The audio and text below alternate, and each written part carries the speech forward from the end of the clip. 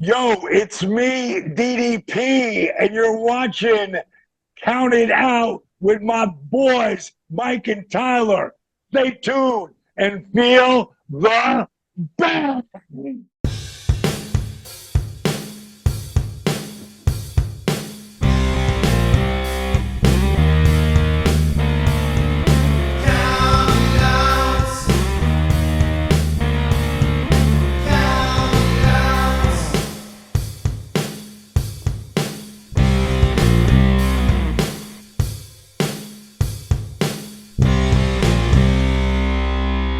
You are listening to Count It Out with Mike and Tyler.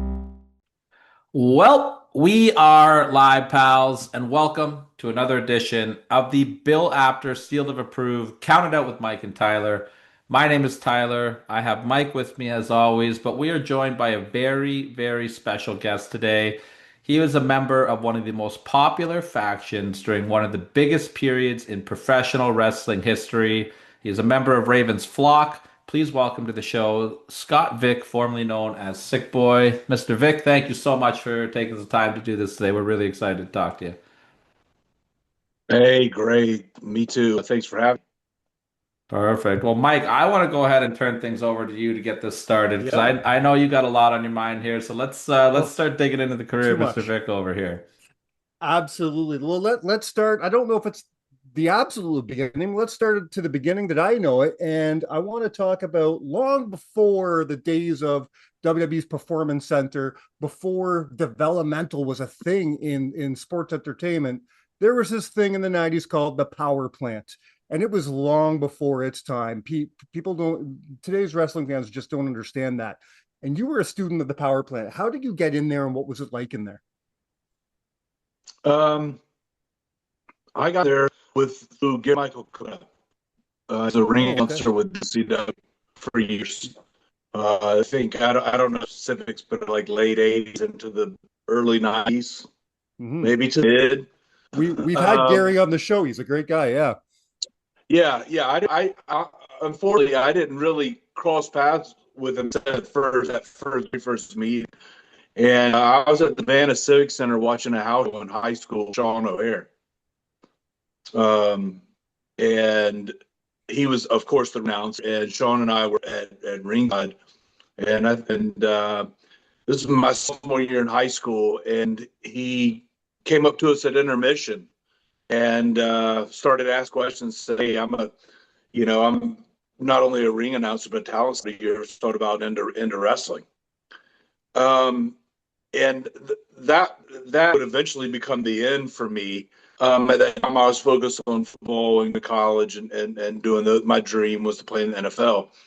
Um, and so once that NFL dream came to an end, I still had the card that Michael Capetta had given me, because I had met and spoke with him after the show. I think the next day, and he was interested in me coming up after I graduated from high school, to train in Atlanta, and that's pretty much all he really said. And I told him what I wanted to do, and he said, "Well, hang on to my card. If anything ever change your mind, call." So once the football was over, I gave him a call, and unfortunately, he wasn't with the company anymore. I think Brenda Wilson was her name. I think she was like secretary at the warehouse where the power plant was at. They had all the WCW. I believe she answered. I'm not sure, but she was like, "He's no longer with the company, but please, if he was interested, you're more than welcome to come up. We can take a look at you." That was my first kind of foot in the door. I'm so happy The you power plant. mentioned I'm so happy you mentioned the high school thing. I can't wait to play this interview back to my own son because he wants to be a wrestler so bad one day. And I told him not until you're done school. You don't even get Yeah. to step in a ring until you're done all their school. So to hear a guy like yourself say, "No, I finished school first," that goes a long way for the young kids.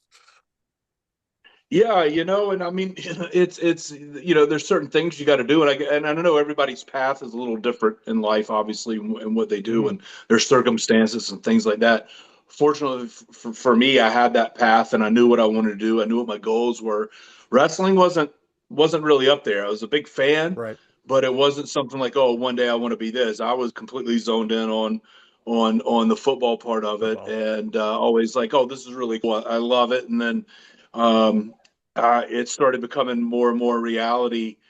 I think it was not long after Nitro debuted, and when it got like really hot, Yeah. that and then I had an injury that really put it to the forefront, and I was just like, man, let's call. And I call. I was like, I almost just like, well, I'm just curious to see what will happen.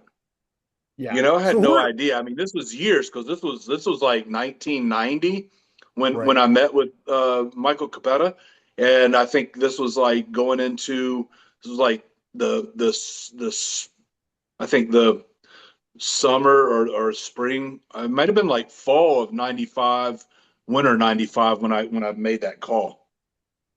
Wow. So who are the first people you meet when you're getting to the power plant? Like who are the trainers that you jump into right away? Right away, it was the ones that were there were Pez Watley and Mike Winter. Okay. Um, Dwayne Bruce was one of the trainers, but he was with the company in Orlando. They had moved the company to Orlando for the summer because of the '96 Olympics and the Summer Oh, Olympics in that's Atlanta. right. Yeah. So they had moved their base of operations to Orlando. So it was just Mike Winter and Pez Watley when I got there, and Jody Hamilton who ran the power plant. And I met with Jody and told him what had transpired with Gary Michael. And um, that's when I'd seen the power plant, you know, the commercials that they ran on the Nitro shows. It's like almost kind of like I kind of glanced and saw them. I didn't know too much about it. Uh, Right. but Jody was like, "Hey, we want to just get you in the ring, have you move around," and we did that, and then that led us to the infamous power plant tryout workout. Uh, You say infamous. So Yeah, bring us through that. Why is it so infamous? it was brutal. Yeah. It was the hardest thing I've ever done in my life. Wow. I mean, just um, football, not close. I mean, in terms of just, it was 3 days of just 1,000 air squats in an hour, push-ups, crunches, leg lifts, and then we'd go out and run up a hill, do sprints. Then we'd come back in, air squat again. I mean, you couldn't feel your legs. I mean, like I thought I was in shape coming into it. Like I was coming out of football. My roommate that I played football with in college, we did this journey together going to WCW and going through this, and we were preparing for it, but we had no idea what the training was gonna be like, and it was just it was brutal from the air squats, and we would do that for, I mean, that's all we did for like the first couple hours of the day, and then we'd do like a break, and then you'd get in the ring, and you would do like leg lifts off the edge of the ring, and then we'd go over some basic bump stuff, and we would run in place and back bump and run in place and back bump, and and then the second half of the day was back to air squats again, and push ups and crunches. And I want to say on that first day, because we did it on a Wednesday, it was a Wednesday, Thursday, Friday. And that Wednesday that we were there, we probably had 20 guys, somewhere 20, 25 guys. And within 15, 20 minutes, there was like 8, 10 of us left. And Wow. then within about 30, 40 minutes, there was like 4 of us left, which I think were the ones that ended up and finished on Friday. that's crazy. And then that was just 3 days of I like that every day.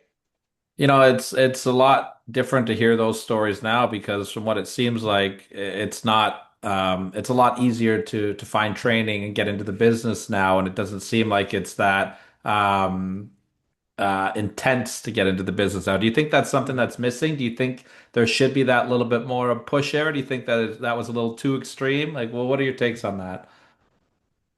I don't think it was too extreme.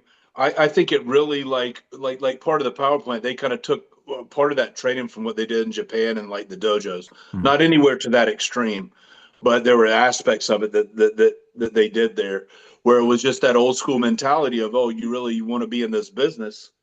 Here's what it takes. And Yeah. part of the power plant was, I didn't know at the time, was they really wanted to see who had the heart, who had the desire, and part of it was we're going to weed them out really quick, and the ones that are left, we'll train or give the opportunity to train. Um, I'm not as familiar with all the different things that they have really today in terms of how people can get into the business. I know it was hard because there was nothing really advertised other than like you said at the beginning, the power plant was the only thing I ever saw that was advertised Hmm. on TV. And like I said, I didn't pay that much attention to it. I just usually during commercials we were doing something else, and then once the show's on, but we were like power plant and they're like training and thought, oh, it's weird. But I was in the back of my mind going, oh, I got this card from, this guy that's the, a talent scout. Um, and I knew you go even back further. I mean, it was even harder. I mean, nobody knew the business. It's not like it is now. The business is so Hmm. exposed. Everybody knows every bit about it. It was this mystery of how do you get into it? How do you become a wrestler? Hmm. And then I think Power Plant was a stepping stone. Even if, in relating to what you said at the beginning, it was the predecessor to OVW and obviously NXT, because I had we had the opportunity, and we can go down this a little bit later, but before I officially signed with WCW, Matt Weesey, who I became a roommate with, who went on to be Horseshoe and Luther Reigns in WWF, we were roommates, and we had gotten offered a contract with WWF prior to WCW Oh, no offering. way. And they had no system. They weren't doing Memphis and they weren't doing OVW. It was pitched to us that we would train in Stanford and they at the TV studio. They Right. just had one ring there, so there was no system. Um, so yeah, I mean, I think Power Plant was like what NXT took that and WWF kind of took that and did the Ohio Valley and then took it one step further because obviously Power Plant did no TV. There was no opportunity for talent to work on a platform like Ohio Valley and Memphis Championship Wrestling was. And then obviously NXT. NXT is, I mean, as close as you can get to a Raw or a SmackDown.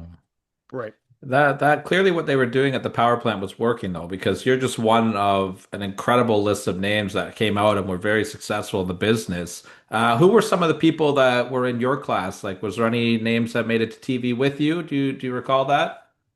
Yeah, like I said, we whittled down to four, and Matt Weesey was one of them. He was in that class, uh,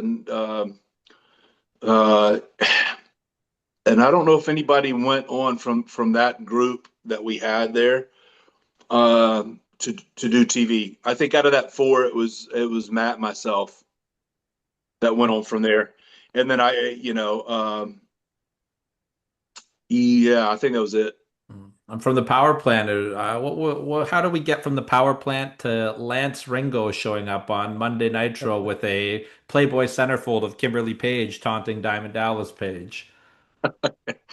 Um, Man, that goes to honestly, I think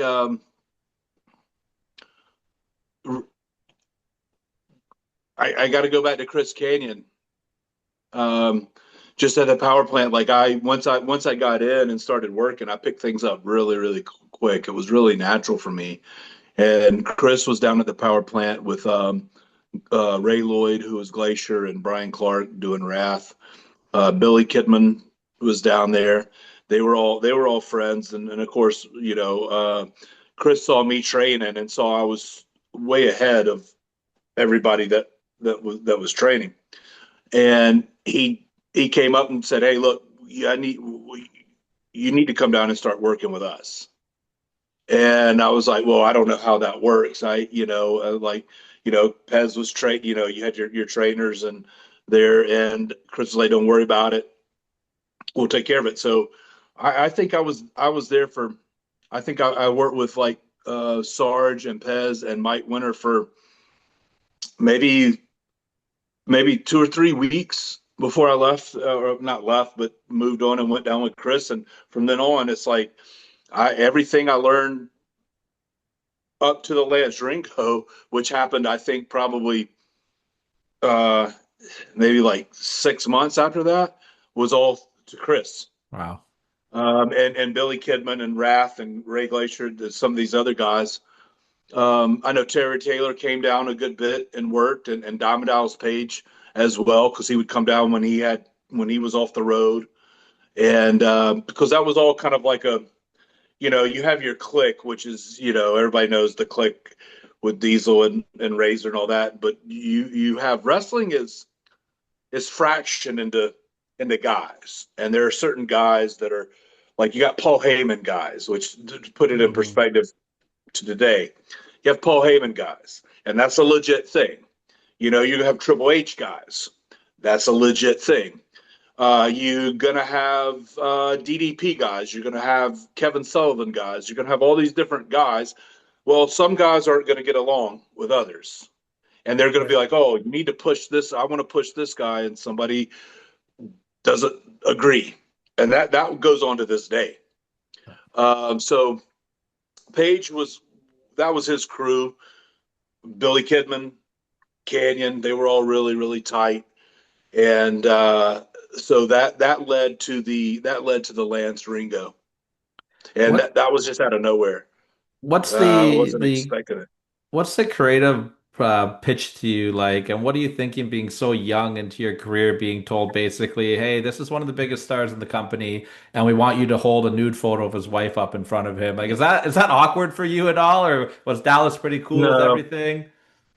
no. I mean, the nude photo thing, I'm like, whatever. I knew Paige. Paige had a lot. Paige had a lot of stroke with WCW. He and Eric were good friends.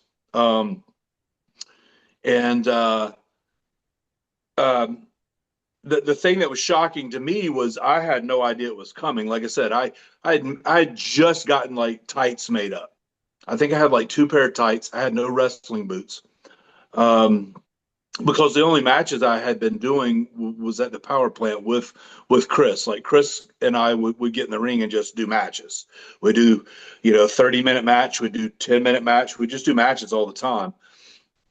And then I think I did 1 or 2 high school, like independent show, type match before Lance Ringo. So working on those indies, those 2 high school shows, that was the only crowd I'd ever worked in front of. That's crazy. And nothing was said to me about Lance Ringo, or I didn't even know. I was at dinner on a Sunday night, and DDP called Kanyon, who I was having dinner with, and Chris handed me the phone. He goes, oh, "It's Paige," and he's like, "Bro, you're working me tomorrow, Roanoke, Virginia, I think is where it was at," and that was it. That's all I knew. That's awesome. And how was Dallas to work with in the ring? Was it cool putting stuff together with him, and he was pretty cool with you? Yeah, because like I said, we were friends. He he came down and he worked with me at the power plant some, and knew me through Chris, and he really trusted Chris, just because of Chris's talent. Chris had kind of had an eye for guys, and through his career, I think Shane Helms and oh God, there were a lot of guys, a lot of those cruiserweight guys he really helped and developed in WCW. And so Paige, I was very familiar with Paige. We had worked in, like, I guess my initiation with Paige was for me to get the final approval. I guess it's kind of like you're getting in the mob or something, you have to like go through this process. And Paige came down, and Chris was like, look, he's going to work you out in the ring.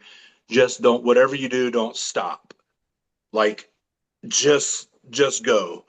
And the only thing we did, we got in there and we did this drill where we'd lock up and take a headlock, and I'd shoot him off, and I'd take the tackle and he'd cover, I'd kick out, and then I'd grab him and then shoot him off. He'd take the tackle, kick out, hit the rope. And we did that for about 10 minutes, just nonstop. And then until he finally was like, okay, because I was like, I'm not going to stop. If I got to crawl up your leg to get into a headlock, I'm going to do it. So I guess I passed the initial test, because then I was like a page guy. So we were very familiar, and the match was very easy. I mean, he came up with the name. He initially wanted to go with Johnny Ringo, which, if you know, like, Page is very much like, you notice his intro music is the Nirvana song, Teen Spirit. And he's very savvy in going what's in at the time and correlating that and mixing that in, which that is wrestling. You want to see what's hot at the time and try to fuse that into a character, a gimmick somehow. And he thought, for me, he was like, because I had no name, and I was like, well, I just thought I'd just use my name, and he correlated that to the Wyatt Earp, with Johnny Ringo. He's like, well, everybody's going to know that name. And I was like, I don't know about the Johnny. This is my debut. This is live on Nitro, and I'm not, in my head, I'm going, I really don't want to do it this way. But again, this is an opportunity, a big opportunity. So we kind of went back and forth, and somehow we settled on Lance. And I was like, that's fine, because I'm not, it'll work. So that's how Lance came about. Well, obviously I want to get to the flock, but before we get there, since we're already talking about names, let's talk about the name. I want to know the history of Sick Boy, because I remember the first time I ever saw you, I gravitated to you right away because of your name. I didn't even see you wrestle yet, but because of your name. I'm 16 at this point in time. This is about what, 97, I guess. I'm about 16. My favorite movie of all time is The Crow. So when I hear there's a guy there named Sick Boy, right away I'm like, okay, I'm going to like this guy. Did Michael Massey's character in The Crow have any inspiration towards the name, or is it completely unrelated? It would have been really, really cool had that been the case.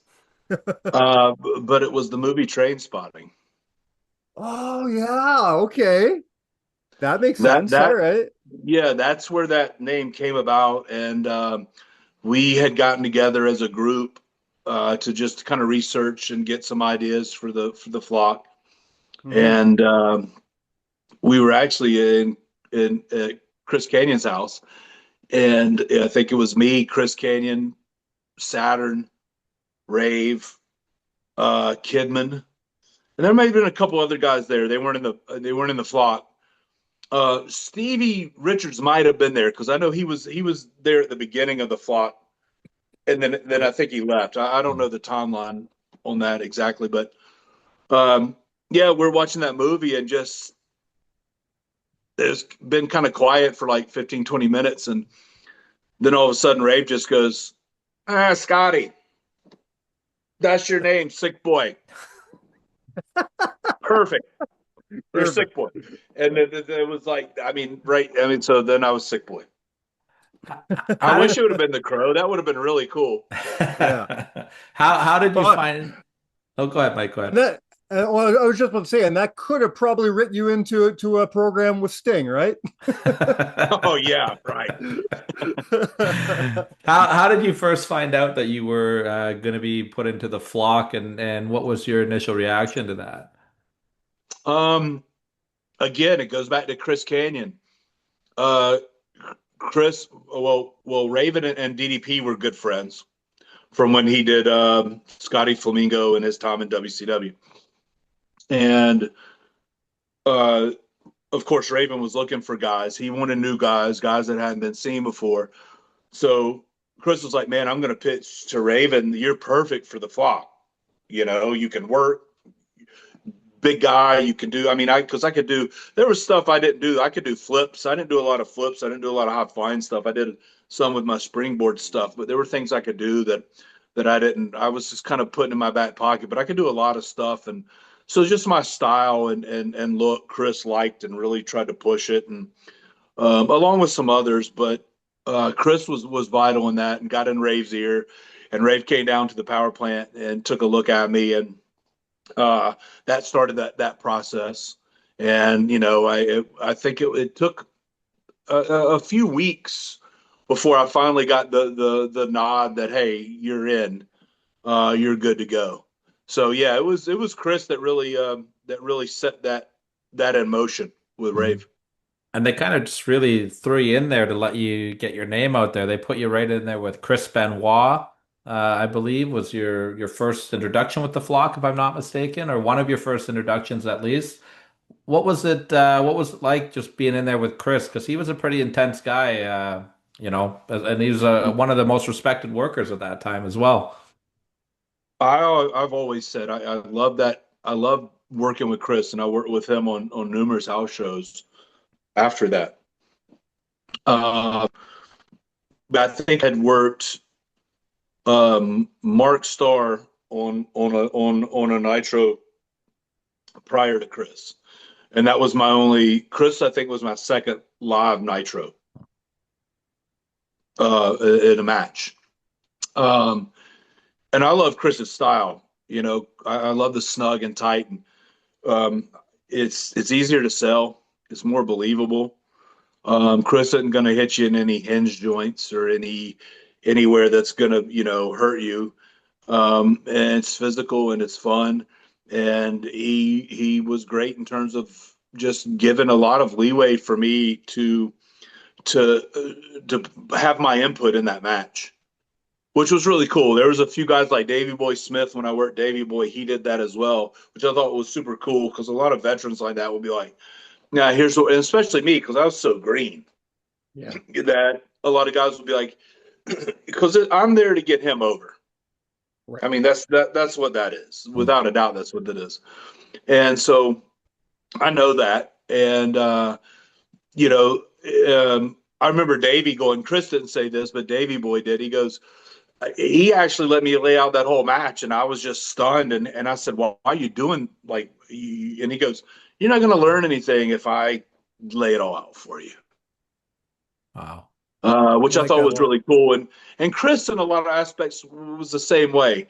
He like I said, he really took a lot of what I said, like the opening of that match with me charging in and taking chops, because it was supposed to be Raven versus Chris. And then Chris backed out. I mean, Raven backed out because you didn't want to face him at the time, and it was Raven's rules. And he sent me in, and I told Chris, I said, I think it'd be really cool if I just charge in and you just start chopping. It's like chop and bump and chop and bump. And then I told him a couple of the things I could do from springboards and things like that. And we kind of put it together and had the finish. And like I said, he gave me a lot of maneuverability in that match in terms of things that I want to do, which was really cool. Speaking of being able to learn from people and stuff like that, what was your relationship when you're in the flock with Raven? Is he taking over a mentor role kind of thing, or is he just kind of there? It was a different way. It was a mentor role, I think, in terms of how you really wanted to perceive it. Okay. And what I mean by that is, I would watch and listen to things that he was doing, in terms of any of his promos, any of the way he would lay out a match, the rhyme and reason to it, the psychology behind it, the run-ins that we would do, because I thought our run-ins were different from anybody else, just because we did it in stages, and instead of just everybody bum rushing, a guy, it would be like, Lodi first or Kedman first, and then me or Riggs. We mixed it up all the time, but it would be like this wave that we'd come in to do, and we really choreographed it out more so than just come in and jump a guy. So he was a really, more of a mentor in that way for me, as opposed to like he's just going, "Hey, come here, kid. Right. Let me, I want to here's what you're doing." Like I don't think he ever he told me it maybe a couple times in matches, and I think it was more when we were both in WWE. He said something. I think I'd gotten kind of lackadaisical in a match or something. He said, "You got to get a little more, you know, you need to bring back that grunt and that grit to it." But in WCW, I think he was, so focused on what he was trying to do and getting that character over. Like I said, I think we all kind of knew our role in that group in terms Right. of where we're at. And that was really, I mean, it was to get Rave over. And I was fine with that. I mean, I'm 25 years old. Yeah. I'm like, yeah, that's fine with me, man. So he didn't really teach as much as he just gave you an opportunity to learn if you wanted to have it. Yeah, if you paid attention to it, Yeah. and and look, I know I could have gone to him, and I probably should have gone to him more than what I did. Um, but yeah, I mean, there were times I would ask him stuff, and he, would give some advice. Like I said, just like on the dues, I learned certain things not to do. I mean, like there was the time I went and did the I don't know if you remember on a SmackDown, I came out in a coat, like a suit and tie. Okay. Oh, okay. Yeah. It was a one time deal, and Rave was sitting in the turnbuckle giving an interview, and I was right beside him, and I had on I think like a mock type turtleneck or dress shirt and like a jacket, and that all came about with me going to Rave, just wanting to expand the character, going, hey, I want to give Sick Boy like multiple personalities, like a Sybil from that movie with um oh, Forrest Gump's mom, Oh, Sally Field. Sally yeah, yeah, yeah. Fields. Yeah, I said I Okay. wanted. She did a movie called Sybil, and she had multiple Okay. personalities. And I said I want to kind of work that into the Sick Boy gimmick, and maybe, hey, I'll wrestle in trunks one night, and normal wrestling attire. I'll dress up. I'll be like this psychiatrist kind of guy, Then I'll Mhm. be completely kind of out of my mind, which is where I was wanting to take this character had we not gotten cut off when we did. Um, and I really wanted to expand on it. And Ray was like, "Oh, I love it, I love it, I love it. Like, do it." And so I do the suit thing, and man, I got so much heat for that because I didn't tell anybody in the office that I was going to do it. Uh, And that's, again, it's just me being so green and my nativity and the business, and not knowing, there's certain protocol, like Terry Taylor was booking at the time, and he was like, "Man, if you're gonna do shit like that, oh, can we curse on there?" Yeah. yep. Yeah. Yeah. He's like, "Yeah, if you're gonna do shit like that, like you got to let us know. Like we're not prepared, because they were going, everybody was going, oh, they were yelling, get the camera off of them, but they can't because they're shooting Rave, and I'm in that position Right. where I'm in on that shot, and uh, so there were things like that. I mean, Rave could have been like, hey, I mean, I would say if there's anything negative in my experience with him, it was like that kind of stuff where I think he should have smartened me up a bit and been like, hey, that's great, but you need to let's okay it through the office. And I just thought, hey, I get it okay through Rave. I thought, hey, we're good to go. Sure. Yeah. Absolutely. Well, One thing that was really unique about the flock that I really liked was the amount of time that you guys spent sitting in the crowd. I thought it really presented you guys as something different. The camera would show you guys periodically throughout the night, but the fans, especially at that time, they were pretty crazy and pretty rowdy. Is there any times that maybe the cameras didn't pick up on where there was some maybe crazy fans or interesting fan interactions that you guys had to deal with? Yeah, absolutely. I mean, one thing a lot. I mean, we got stuff thrown at us all the time. We would get quarters. We get rolls of coins thrown at us, batteries. But then there were the good fans that would go buy us beer, which was awesome. And I don't know how happy WCW would have known that at the time. Now we weren't working. We were working, but we weren't in the ring. This is any night that anybody, would do that. We were just sitting ringside, but there were fans that would go buy us beer, which was pretty cool and unique. Who's getting a yeah. drink on the job and having people buy you the booze too. I want to say one that sticks out in my mind really well. I had separated my shoulder, and I was like it was like I think a second degree separation. So I was in a sling. But for the show, obviously, I would take the sling off and walk down. And so I remember we're walking down. Of course, everybody's like, "Hey, let's put Scott in the middle. We can protect him."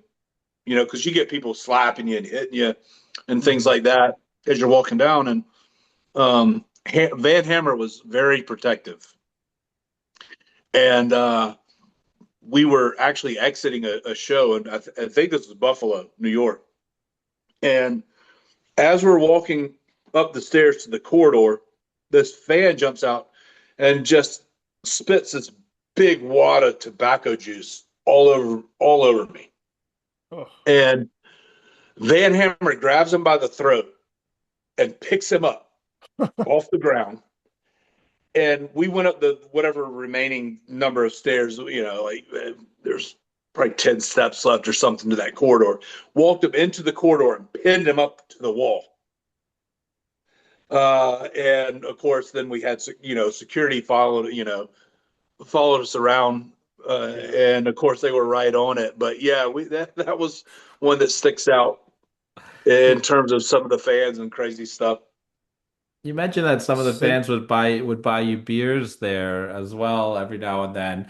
Raven and Saturn have not been shy to talk about some of the crazier party aspects of the backstage area of WCW and that they were a part of as well. What was that scene like for you? Were you involved in any of the after show parties, or did you kind of just stick to yourself in that regard? I pretty much stuck to myself. Like I said, I was still just really young and green. I was so on this focused thing of doing the right thing and staying focused. Um, I took part in some of those things, and I was around, a lot of it, and did some stuff, but nowhere near to the capacity, what those guys were doing. So yeah, I kind of walked I not the straight and narrow, but um, I definitely didn't take it as far as those guys did, and it was a good time. I mean, and it was cool because everybody respected that. At least to my face, I didn't know anything otherwise, and I would go out with the boys, and we'd go out and do stuff, and I'd have fun, and we might go our separate ways. But yeah, I was around some of the good shenanigans.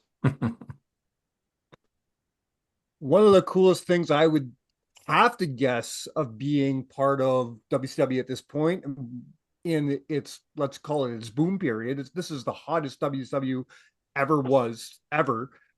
You got to be part of something really cool. Some people call it possibly the greatest video game ever made with WCW versus the world.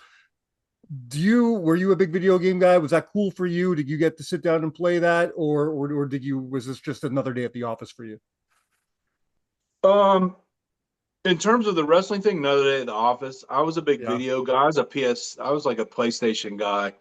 Okay. And I was a big football. I loved like the NCAA Yeah. football. There were some of the war games, and still, I think video games at the time was still in its infancy, and I think the WCW games really broke ground in terms of how realistic guys Yeah. looked. It was more cool that it's just you're on a video game. I don't think it hit me at the time more so as it did later, where people were going, "Oh man, I play."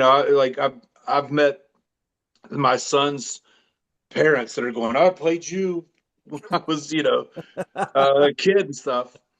Or whatever, and I think that's really when it set in more. Like I almost just looked at it as like, hey, it's part of the job. And I Right. think one thing that helped me with that was like my football, because I had notoriety through football prior to that.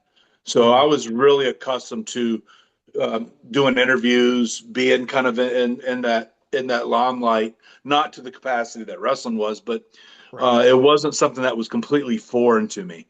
Hmm. I've spent countless hours playing that game, and I am one of those people that have played as you. I like that they gave your character the springboard dropkick, so I was a sick boy guy, so I like that a lot. Oh, Um, cool. is it true that Billy Kidman hated doing the itching gimmick? I've heard that from a couple people that he really disliked going out there and having to itch all the time. Yeah, I think at first it was like something that it kind of was like, if I remember correctly, like happenstance for him doing just, and and they loved it. And then of course, once the office loves it, now you're stuck with it. Yeah, he wasn't a big fan of that, to my knowledge. I don't know how comfortable he got with it in terms of some, you do it long enough to where you just don't think about it. If he got to that point, but I think it kind of started to become an annoyance after a while because now you got to sit there and remember to like, you know, do this all Yeah. the time. And I thought it was a cool, unique little aspect to the character. It was like with mine when I first started, it was like they told me I needed to do something different from the rest of the guys. And I mean, this is like really fresh with the flock, and uh, that's when I came up with sitting on the floor, um, as opposed to the chairs. And then I would do things in the ring where I'd like bite the rope, during the match at some point, or, a lot of times I'd come out during my entrance and spin around and look up to the rafters like I'm hearing voices or something. So I think everybody, I think that was Kidman's niche that he had with the whole, oh, drug addict, because, the itching. Yeah, I think it wore on his nerves a bit.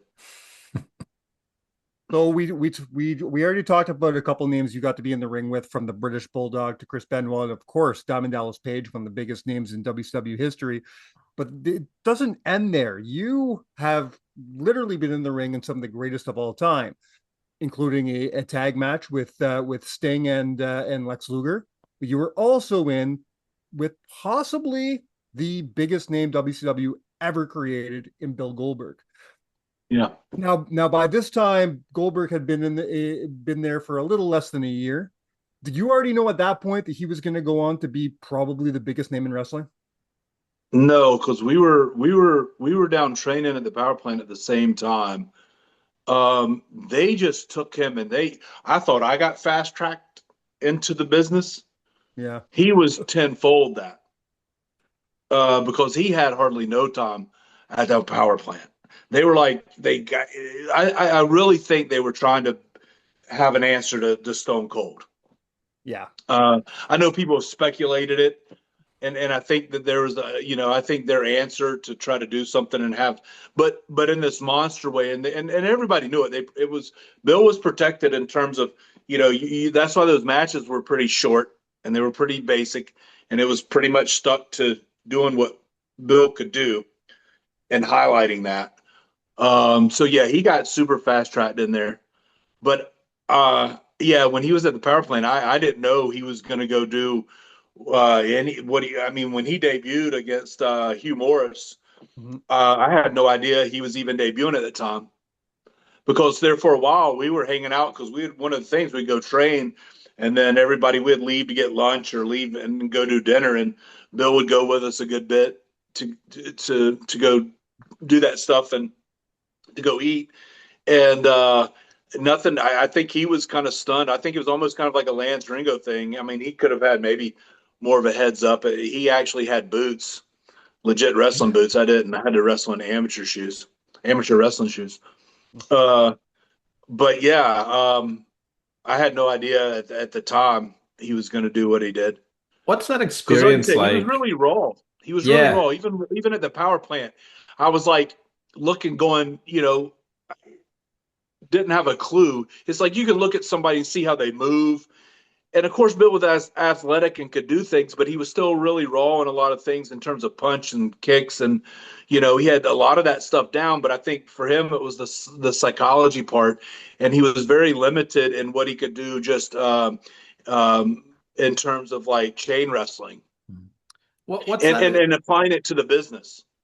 What's that experience like, being in the ring with Bill during that time when he was just so over? The intensity's there. The crowd is always losing their mind from the moment his music hits. What was that like for you to be in the ring with Bill? It's awesome. Anytime somebody's that over, there's not a lot you can do wrong, you know, um, to get a negative reaction. Um, I worked Bill numerous times. and I enjoy each of them. Now he was still, like I said, we both were still really green, but on all those matches, I laid out pretty much all those matches that he and I did, and just I knew like where his strengths were at. I'm like, that's what we need to focus on, and then have him work around my stuff, that I do, and try to apply that to him.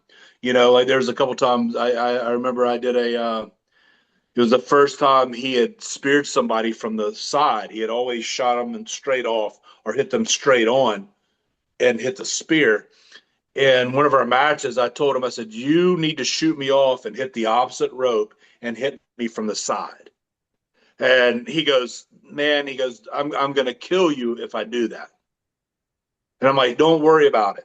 Just come off and hit me from the side. It'll be fine. I didn't want to say anything else to him. I knew what I was going to do. Like, I knew at the last second I was going to turn into him. If he killed me and I didn't turn, that was going to be my fault. So I was like, I'm gonna turn into him, and it's gonna look really good. And it did. To me, it's one of the best spears I've seen, as far as that I had taken, and some of the best I've seen him give. Just because it looked like somebody shot me with like a cannon when he hit me. Because he just hit me and you just see my hair fly back and I'm just like, boom. And yeah, so he was like, great to work with. Other than I had we had a match and I was going to drop kick, hit him with the springboard drop kick and get a cover on him. Which I was super excited about because no one had covered Bill at that time. If they hadn't got a count on him. And Terry Taylor was like, I want you to hit him with that drop kick and get a cover. I don't even think anybody had covered him up to this point. And so I was like super stoked about that. But I slipped on the springboard drop kick. And I ate it and landed on my face and arm. But I just remember him picking me up, and this just kind of goes to where he was really green at the time, just going, what do we do? What do we do? And I was just like, watch my knee. And, I just lit into him and went in, and then we, I don't know where we went. I can't remember where we went from there, but and other than that, every other match that we had was spot on and good. And his intensity was he made up with so many other things. Like, I couldn't have the intensity that he has, but I don't know if he could work to the capabilities that I could in certain, because I could kind of cover a lot of different areas than he could. But, everybody kind of has their strengths and their weaknesses, obviously. And, it was like a lot of guys, you don't have to do much. Like, work with your strengths. Like, everybody always bust on Kevin Nash. Oh, he only has 3 moves. That's all he needed, really. Yeah, agreed. Yep. I mean, you know what? Regardless of okay, he's not a Bret Hart. Well, guess what? You don't have to be. He made a lot of money, as much money as anybody in the business, and or close to it. And it's like, you know what? He had the persona, he had the look. If it's not broke, don't fix it. And why try to be something you can't? So I think this is a good point. We're going to jump in. We're going to cut on part 1 here. Amazing conversation. Still a lot more to get to next week. And we want to thank Sick Boy for this amazing conversation. And we're going to let Mike take it home here. And we're going to be back with part 2 of Sick Boy next week. We really hope you enjoyed this conversation because there's so much more. The stuff he's like, you haven't heard anything yet. Wait till next week. He's going to blow your mind with this stuff. I promise you. And until we get back with Sick Boy, you have been counted out. Cheers.